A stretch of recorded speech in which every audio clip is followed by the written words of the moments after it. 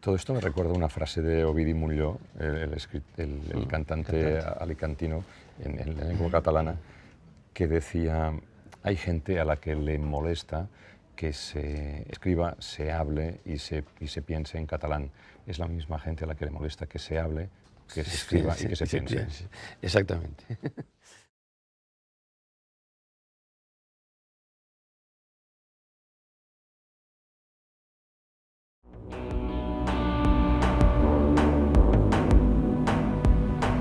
È un tempo salvaje, un espacio corrupto, una desafección permanente a este estado de cosas. È un punto donde todo estopa, punto donde todo estopa.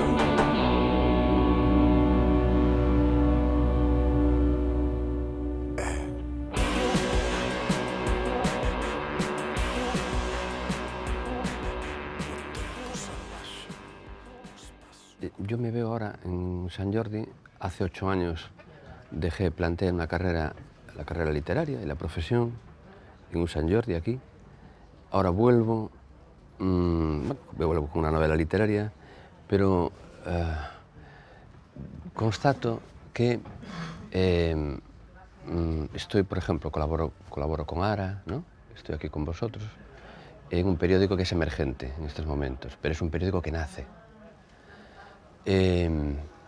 Por otro lado, me queda también la red, me queda un Twitter, me queda colaboración con un periódico de Madrid, con el diario.es, me quedan lo que sería dentro de España.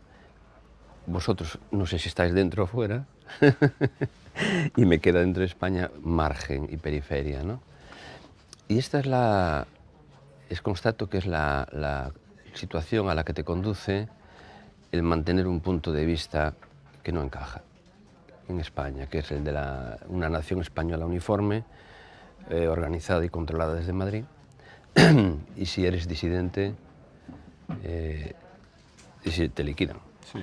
No hay espacio. No, yo creo que tu caso es la personificación de un ejercicio muy simple, ¿no? El de decir, bueno, yo vivo en una democracia. Bueno, formalmente sí, y además, incluso más que formalmente, es decir, uno vive en un Estado con unas ciertas garantías, pero cuando quiere superar esas ciertas garantías y explorar los límites de libertad que ese Estado ha construido para todos sus ciudadanos, te das cuenta de que las fronteras están muy cerca del núcleo, es decir, que no hay mucho espacio, ¿no? Es tu caso, por ejemplo, ¿no? O sea, cuando uno decide, bueno, pero yo puedo hacer esto, yo puedo decir, yo puedo vestir de amarillo, yo puedo llevar a un estadio de fútbol una pancarta que ponga libertad, por ejemplo, ¿no? O yo puedo quemar una foto del rey. Personalmente no me parece que andar quemando fotos o silbando himnos No es elegante, digamos. sí, no es el mejor ejercicio que uno puede hacer. Pero hace 15 días el Tribunal Superior de Derechos Humanos de Estrasburgo sentenció que quemar una foto del rey no es delito. Bueno, te lo tienen que venir a decir desde Estrasburgo, porque si te lo tienen que decir desde Madrid, todo es delito. Ponerse una nariz de payaso, un fiscal puede considerar que es odio, cortar una carretera quemando unos neumáticos pueden considerar que es terrorismo y que manifestarse vehementemente, pero pacíficamente, es rebelión. Y sin violencia, es rebelión. Bueno, pues es un poco tu caso también, ¿no? Es decir, a la cual uno dice, bueno, pero yo no tengo una visión supeditada, subordinada de Galicia, ni del gallego, y quieres proclamarlo. Bueno, los tentáculos del Estado, por empezar en Galicia y después de los que reciben los informes en Madrid, te ponen la proa y dicen, no, a este señor ni agua.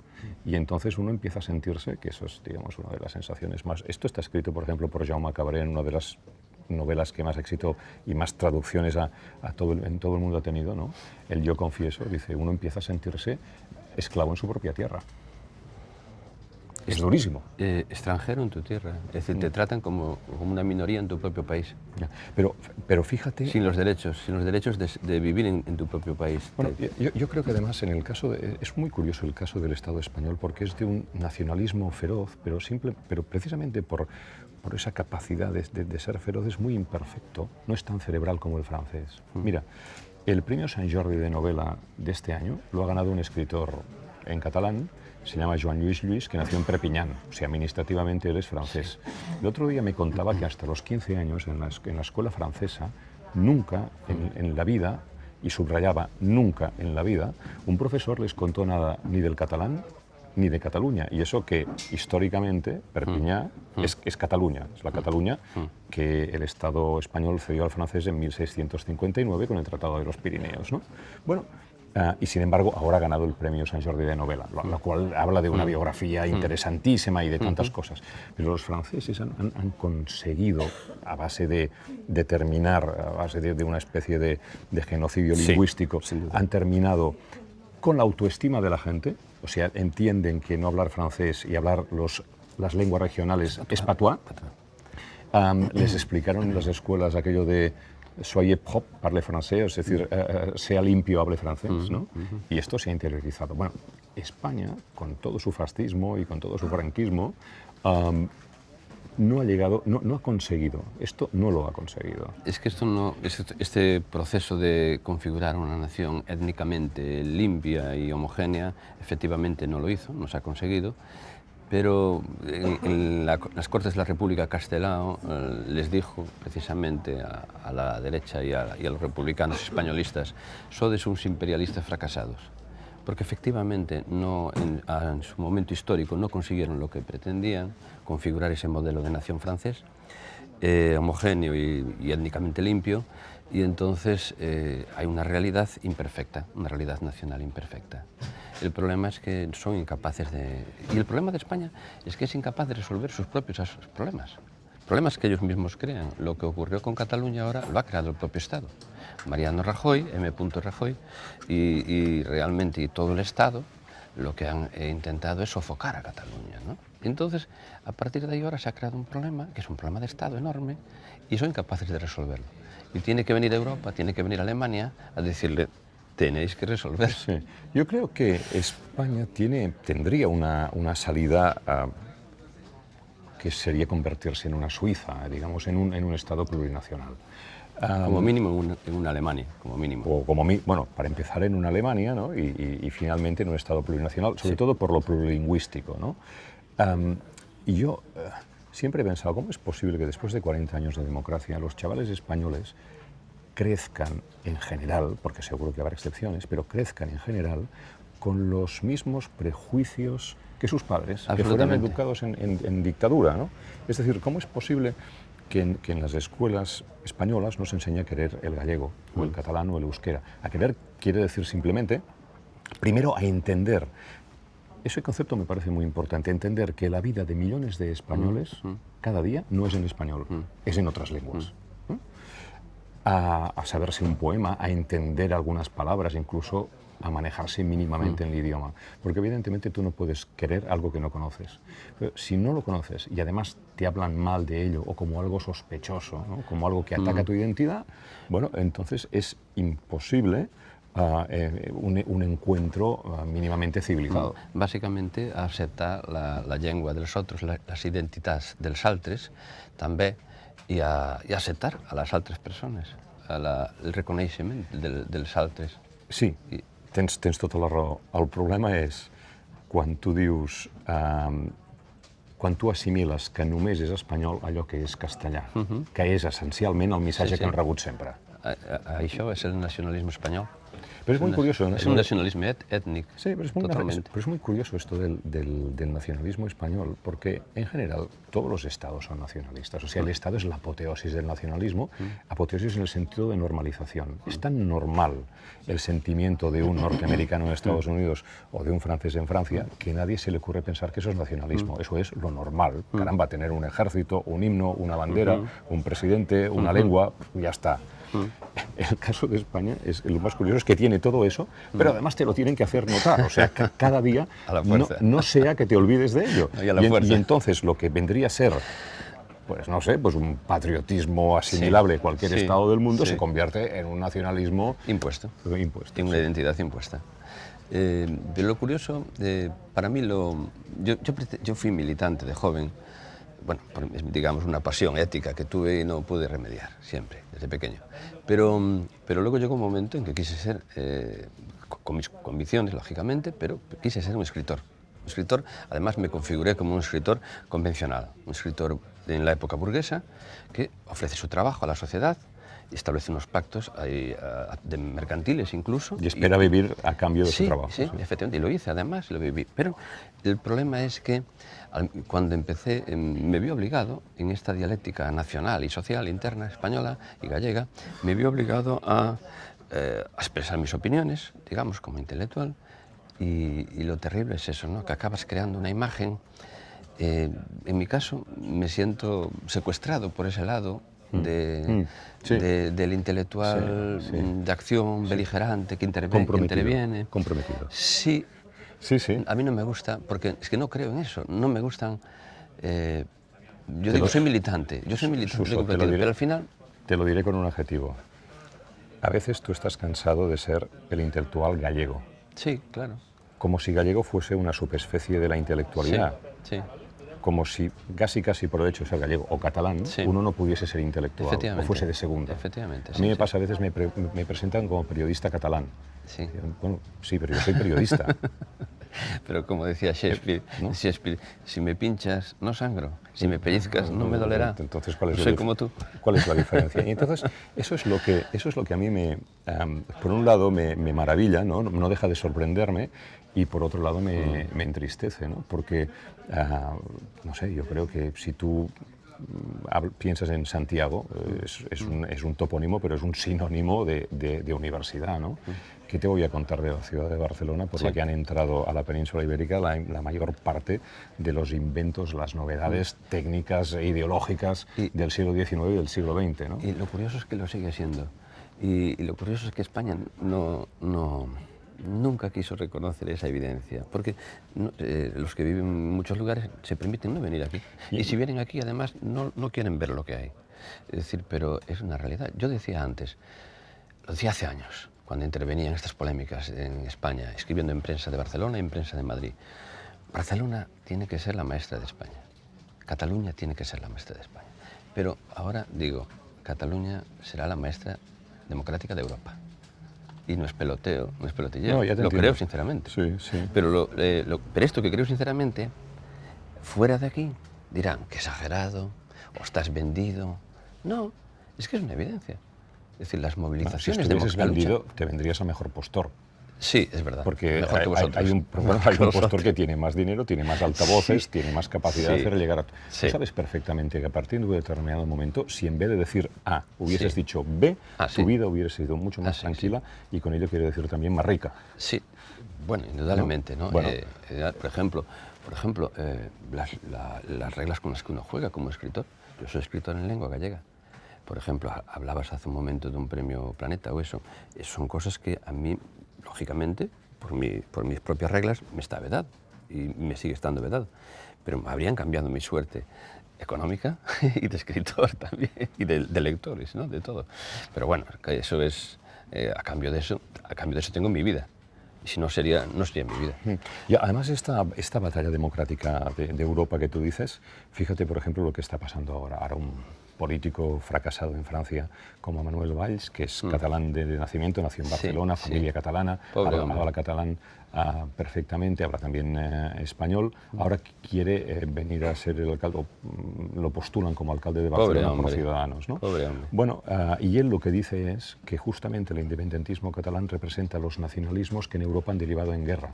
Yo me tiro de los pocos pelos que tengo porque pienso, vamos a ver, los nacionalismos que han llevado a Europa 2 veces a una guerra mundial son los nacionalismos de Estado. De Estado, absolutamente. Es decir, por primera vez lo que está proponiendo Cataluña es que se pueda, primero que se pueda votar y como resultado de esa votación que se pueda modificar una frontera a través de las urnas, no a través de una guerra como se ha hecho durante siglos. Hombre, me parece que es una mejora de los usos y costumbres de la humanidad en los últimos 2000 años, como si dijésemos, ¿no? O sea, pretender que alguien que no tiene las armas, como los catalanes, quiera decidir su estatus de relación con España a través de las urnas, que eso puede ser violencia o eso es el nacionalismo peligrosísimo, bueno, si me está diciendo, bueno, no, claro, es que ahora van a aparecer en Francia otros que querrán lo mismo, o en España, naturalmente, Bueno, o en Gran Bretaña, pero sin o mejorar en al Bélgica. Estado. O en Italia. Bueno, o sea, ¿qué pasa? Que no vamos a poder hablar de ello. Va a haber que ¿no? liquidarlos, va a haber que liquidarlos a los que piensen así, Bueno, ¿o qué? exacto. Es decir, son personas, son ciudadanos, tienen derecho a pensar, tienen derecho a reconfigurar su vida, tienen que vivir siempre en la casa donde han nacido, la de sus padres, no pueden tener una casa propia o no pueden trasladarse de un domicilio a otro. ¿Pero esto qué es? De todos modos, a mí hay una cosa que me preocupa de todo esto.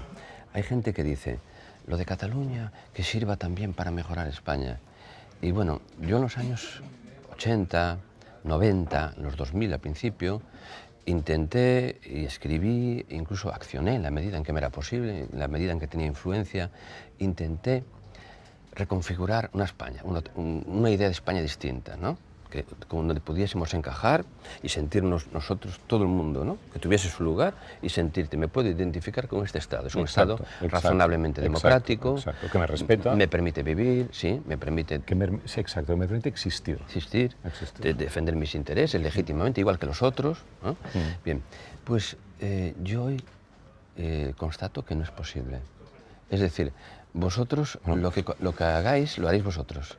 Y lo que ganéis, lo ganaréis vosotros. Y ganaréis cosas. No sé si todo, pero cosas. Pero España no va a cambiar.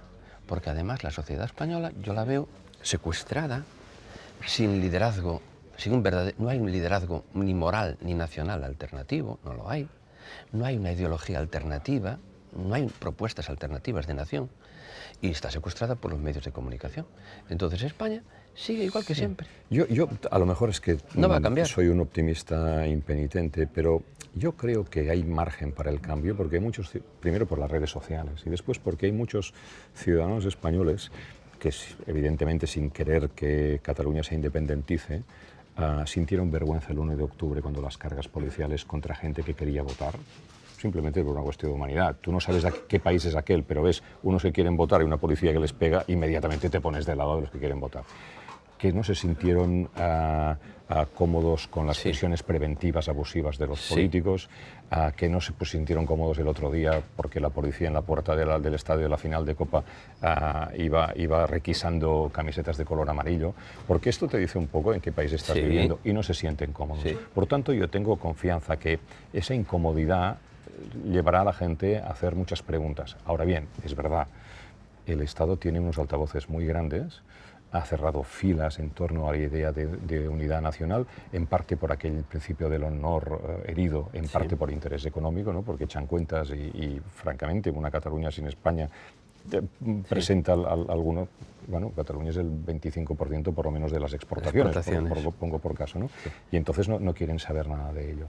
Y entonces ha empezado, yo creo, un juego no, digamos una práctica muy, muy peligrosa, que es insistir en algo que yo como periodista le he dado vueltas muchas veces, ¿no? Uno al final termina entendiendo que un sistema de comunicación nacional lo que hace es generar autoestima sobre la nación en sus ciudadanos, ¿no? Es decir, si solo por el hecho de que aparezca un señor con un mapa del tiempo determinado y señale el tiempo o diga buenos días y no vos días o bon día, es decir, solo por ese hecho está dando una prueba moderna de la existencia de esa nación, de ese Estado, ¿no? Y entonces sus equipos de fútbol, sus equipos nacionales están bien tratados, el jefe de Estado, no sé qué, los premios que ganan. Bueno, claro, todo eso es muy potente, y entonces lo que desde estos medios se hace muy a menudo es que todo lo que no es esto sea de segunda, sea peligroso, sea sospechoso, incluso casi terrorista. Con lo cual, a ti, que estás intentando vivir con normalidad en gallego o en catalán, que lo enseñas a tus hijos, que te preocupas para que puedan entrar a un cine en gallego o en catalán, o lean un libro, o no sé qué, al final, estos niños que han venido al mundo, naturalmente, sin todas estas referencias históricas en la mochila, empiezan a deducir, o empiezan a entrever que lo suyo es como raro.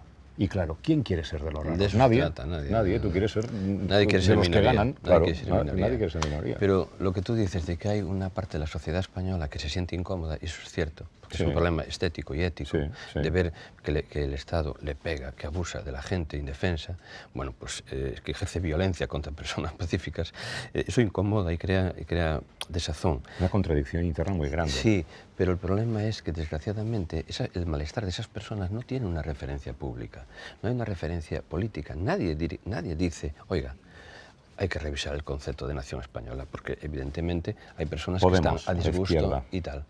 Y lo está haciendo. Lo dice. Ojalá lo haga alguien. Ojalá lo haga alguien. Bueno, Ada Pero hay Colau pero tiene que rompió tener el pacto coraje. con los socialistas en el Ayuntamiento de Barcelona. Sí. Hay que tener coraje. Sí, sí, sí. Pero alguien tiene que ofrecerle ese liderazgo moral y político Sin a la duda. sociedad española y decirle, señores, Esto está mal. una posición distinta. La nuestra no es la del 155, pero no basta con callar, sino que tener una posición distinta. Bueno, pero le hacen como ¿Un aquí, Estado? los masacran vivos. Se hacen Sí, eso. claro. Pero hay que hacerlo. Si es cierto, Yo creo que si es sí. cierto que se cataliza, que puede catalizar yo creo ese que sí. sentimiento de una parte de la población, tienen que ver, puede haber una idea de España distinta, puede haber un Estado distinto, vamos a hablarlo. Y vamos a hablar cómo organizamos el sistema de intereses y la asistencia de la gente, vamos a hablarlo. Es decir, pero claro, hay que decirlo. No basta con ponerse de perfil y con la boca pequeña. Y yo creo que a la sociedad española no se le ofrece este liderazgo. No, no se lo ofrece yo.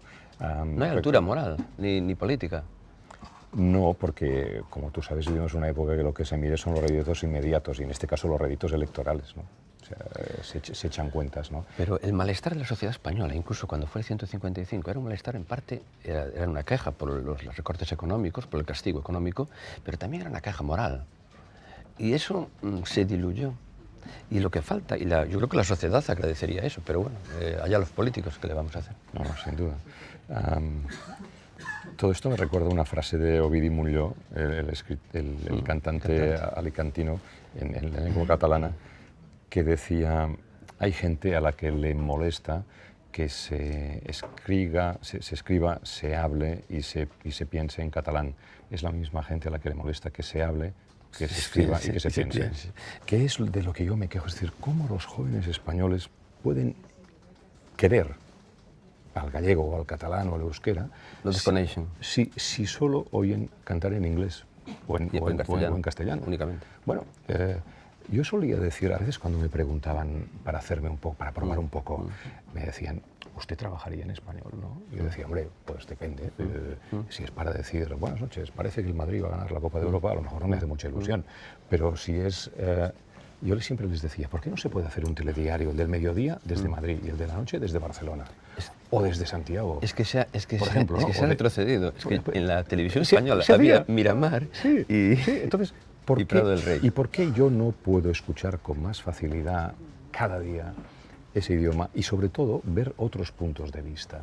Claro, al final, mira, a lo mejor te parecerá anecdótico, pero el otro día estaba ahí buscando un canal de audio para escuchar en catalán el partido del Celta y el Barça, el partido de Liga que terminó 2-2. Y veo que hay una opción en gallego y la puse y estuve media hora escuchando el partido en gallego. Bueno, ¿qué me pareció? Pues me pareció que estaba escuchando, no te diría algo prohibido, pero algo nuevo, algo a lo que no tengo acceso cada día. Tú dirás, hombre, entra a internet y lo tendrás, vale, de acuerdo, pero algo que me interesaba mucho con un partido del Barça, lo podía escuchar en gallego. Tienes que buscarlo, bueno, pero pues no se te ¿por qué ofrece. no normalizamos eso, no? Sí. Si España no normaliza eso, España nunca será normal. Está claro, ese es el problema en que está. De todos modos, mi querencia con Cataluña viene de viejo, en el sentido de cuando era muy joven, vine aquí haciendo dedo desde Santiago y volví a dedo con mi compañera y aquí descubrimos una ciudad distinta, fascinante y distinta. Era de una opulencia cultural distinta, de una diversidad, era tan distinta y además tan interesante. Eso, aparte de todo, siempre estuvo el interés, porque de Barcelona llegaban las cosas más interesantes. Incluso, por ejemplo, cuando se grababa canción en gallego, pues lo grababa el sello Edixa, es decir, era Cataluña. Y era quien daba las referencias de por dónde había que ir, en el sentido de democracia, en el sentido de diversidad, de nuevas ideas, llegaban de Cataluña. La nueva escuela, Rosa Sensat, todas las nuevas experiencias e ideas llegaban de aquí. Era evidente. Y luego, aparte, por la profesión, mi relación con el mundo editorial, yo veía que aquí en Cataluña se valoraba mi trabajo por él mismo. El valor de mi trabajo literario lo valoraban. Bien o mal, pero lo valoraban. Yo veía que en Madrid la recepción era distinta, era en base a el poder que tenía detrás, a qué escudería pertenecía o en qué medida yo tenía poder. Y aquí valoraban, en cambio, como buenos comerciantes, el género que ofrecía. Eso por un lado. Y luego ya vino la pasión, esta ética, la épica vuestra, la épica cívica, y yo sabía que había que estar con vosotros. O sea, claramente, la democracia había que defenderla aquí. Erais vosotros la democracia. A veces me dicen que soy un ampuloso, pero yo te aseguro que el 1 de octubre me levanté a las 5 de la mañana para ir a defender un colegio electoral. Yo pensaba, pero ¿cómo yo, ciudadano de la Unión Europea, me he levantado a las 5 de la mañana para estar en un colegio que va a abrir dentro de 4 horas? Estoy loco. Yo estuve aquí y vi cómo escondían cómo estaba preparado para entrar en los colegios los chavales. Y tal, ¿no? Y estuve el día después viéndoos y fue emocionante. Yo aquel día tenía la sensación de que yo no estaba solo defendiendo los derechos nacionales de Cataluña, sino que estaba defendiendo derechos universales, los derechos civiles. Libertad. Y esos son universales, son para todos. Yo cuando vi aquellas colas de gente, de personas de todas las edades, que podían ser mis padres, mis tíos, mis familiares, que habían pasado algunos la noche allí con sus sillitas de playa. Es tremendo. Gente en silla de ruedas a votar, fue emocionante. Es tremendo. Cuando te dicen que eso es rebelión, dices, bueno, pues si es rebelión democrática, evidentemente no es un delito. Fue emocionante. Ese tipo de rebeliones que hace avanzar. Y además la revolución democrática es eso, al final lo hace la gente pacífica. Y fue la gente que vi, haciendo cola, aguantando horas y con los coches de la policía rodeando por allá, irradiando aquella violencia, trayendo a la ciudad aquella violencia. Sí. Aquello fue impresionante. Fue una lección para quien quisiese verlo. Para quien quisiese ver lo que era la lucha por la libertad. ¿Y tú quisiste verlo? Sí, claro. Bueno, hay que deixar traballar a xente.